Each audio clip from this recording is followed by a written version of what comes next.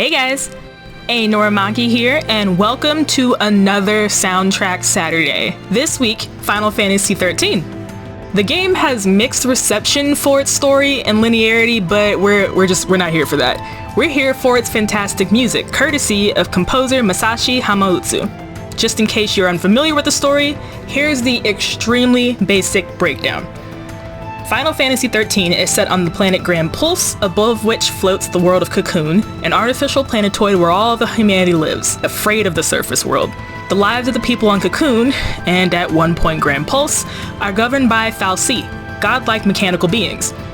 The story follows Lightning, a rogue military officer, Saj, a pilot, Snow, leader of an anti-authority group and Lightning's future brother-in-law, Hope, a punk child civilian, yeah, I said it, Vanille, a girl from Grand Pulse, and Fang, another girl from Grand Pulse and Vanille's friend, who are actively fighting their fate as l'Cie, magical humans cursed to do the bidding of the fal'Cie who cursed them.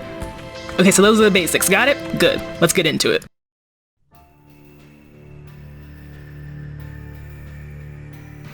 Prelude to Final Fantasy XIII plays during the intro movie of the game.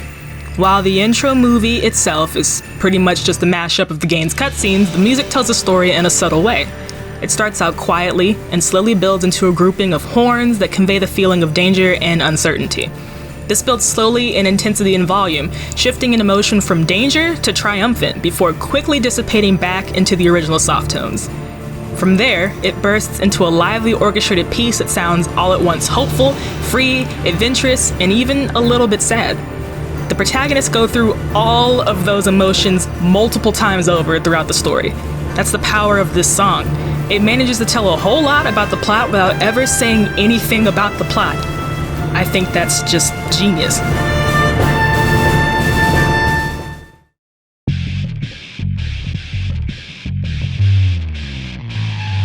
Fires of Fate plays during climactic rebellious points, namely the beginning when Lightning assaults the Purge train, a train carrying passengers who have been deemed dangerous to Cocoon and are being banished to Grand Pulse. And an altered version also plays at various points when the protagonists storm the Palamecia ship on their way to confront Galeth Dysley. Okay, more on that later. When Lightning is assaulting the Purge train, she's making a split decision to rebel against the military, who she works for, as well as Cocoon's very way of life. The passengers aboard the train were deemed dangerous because they had been in close proximity to the Pulse Vestige, an ancient structure from the world below that turned out to contain one of Grand Pulse's gods.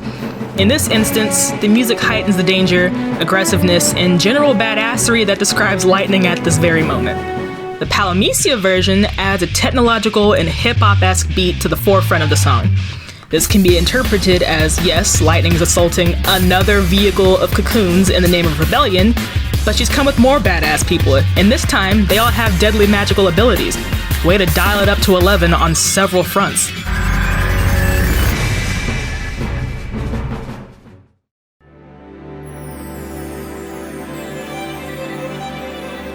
Lakebrusha is the first level in the game where the playable characters have powers, as they're turned into l'Cie immediately before it. The lake is also crystallized as a result of the events that led to their turning into l'Cie. Still on the run from the military, the group makes their escape across the lake, fighting off military personnel and monsters. What's interesting about this song is that, despite the obvious danger the group's in as they traverse the crystalline landscape, it's a beautiful and intrepid sounding song. The beauty of the song's use of bells and violins reflects the beauty of a giant lake turned into solid crystal, which is hard to ignore even though you're constantly fighting for your life. The song being intrepid directly relates to Lakebrusha being the start of the group's adventures together. So yes, you are being shot at, but there's hope here too.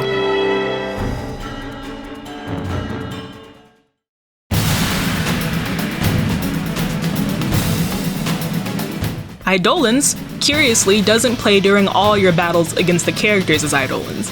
Oh, Idolans are summons monsters that reveal themselves to l'Cie during their lowest moment as a sort of salvation.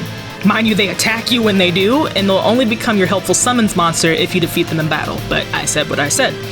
Idolans plays during Snow's battle with his Idolans, the Shiva sisters, Fang's battle with Bahamut, and Vanille's battle with Hecatoncheir.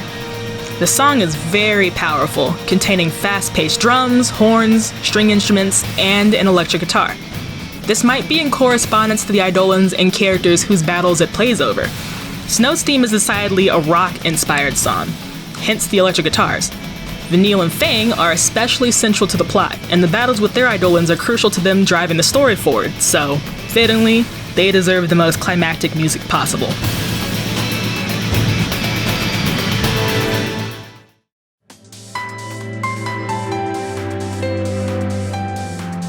The Sunlith waterscape is an arrangement of The Promise, the game's main theme. The game's developers noted that the main theme's motif is reintroduced multiple times in different forms throughout the game because the story is so long. In addition to that, though, the song is both serene and exciting at the same time, for good reason too. First of all, the Sunlith waterscape is gorgeous. It's a nature reserve, and so is kept in excellent condition. What fits nature's beauty better than a piano riff? Seriously.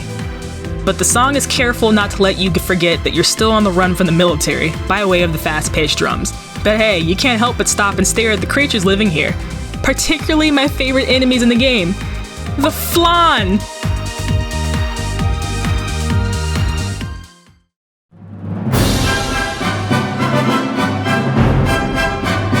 The city of Nautilus is known as the capital of entertainment on Cancun, housing an amusement park with little chocobos and hosting the popular Pampa Sancta parade. In short, it's fun as all hell in there. The music reflects that flawlessly, whilst keeping with the orchestral theme of the game's soundtrack. The level is a brief reprieve from all the fighting and running you've been doing up to this point. Saj and Vanille spent the vast majority of this level enjoying Nautilus's attractions, only fighting at the very tail end. Fittingly, there's no hidden change from excitement to danger in the song's emotion. It's fun all the way through, which is so refreshing in this otherwise low-key bleak story.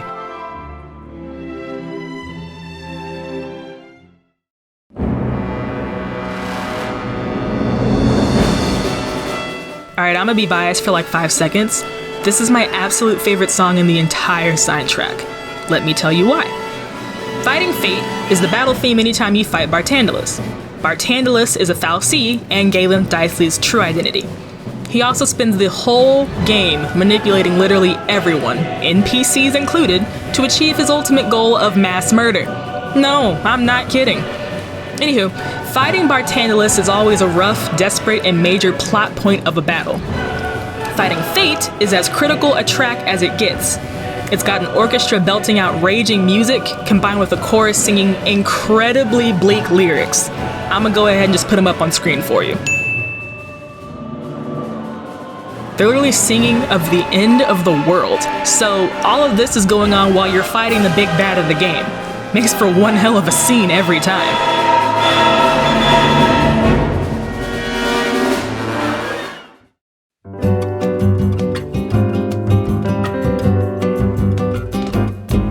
The Ashas Massive is a gorgeous location within the game, as if we don't already have enough of those.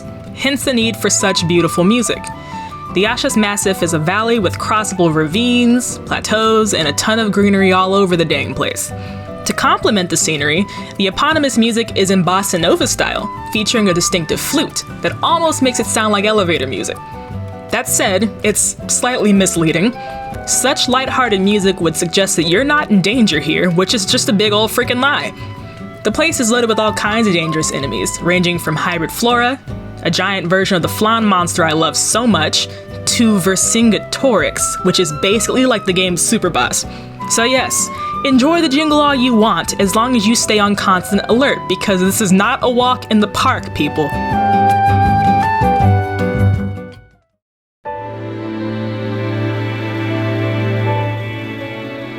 I love the dichotomy between how Celia Springs looks and how Celia Springs acts. Like a lot of places on Grand Pulse, the springs are very easy on the eyes. The springs are subterranean, which has allowed for bioluminescent plants to flourish, typically around the water's edge. You can see rainbows cresting over waterfalls, and there are relatively few enemies here. Plus, this music really embodies peace. Piano plus soft background singing equals serenity, right? It's just how they get you. Note those bioluminescent plants I just pointed out. Pretty, aren't they? Get too close to them in the water's edge, and Bismarck, the aggressive fal'Cie who protects the springs, will end it all for you. Granted, you can't actually do that in-game, but I still think it's hilarious.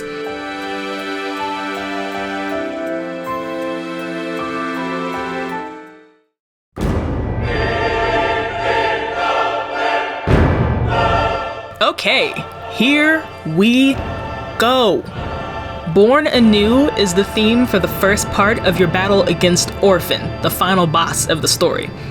Orphan is a fal'Cie who, up until this point, hadn't even been born yet. Seriously, he was in a state of unbirth, and Cocoon was siphoning off his unborn energy to stay functioning. Remember how I said Bartandalus' goal was mass murder? It's also Orphan's. In fact, it's the goal of all the Cocoon fal'Cie for reasons that would require a separate video to explain, so just bear with me and believe me. Anyways, Bartandalus fuses with a newly born Orphan to create the battle's first phase. That's what makes this music so perfect. First, Born Anew is a remix of Gaelinth Daisley's theme. And as I said, Gaelinth Daisley is nothing more than Bartandalus in disguise, so it's very much a fitting theme. Second, much like the many times you fight Bartandalus, this music is rife with danger and full of more bleak lyrics. But those lyrics apply only to Orphan. They're singing Latin, but amount to Orphan stating who he is and his wish for, quote, the day of suffering. That's it. A frightening orchestra with an even more frightening chorus singing in a lost tongue about destruction. I mean, it's perfect given the circumstances. So that'll do it for this week's Soundtrack Saturday. What'd you guys think? Let me know down in the comments what you think are the best songs in Final Fantasy XIII. Thank you so much for tuning in, and if you liked what you saw, turn into Ragnarok and utterly destroy the subscribe and like buttons. And until next time, you guys, peace.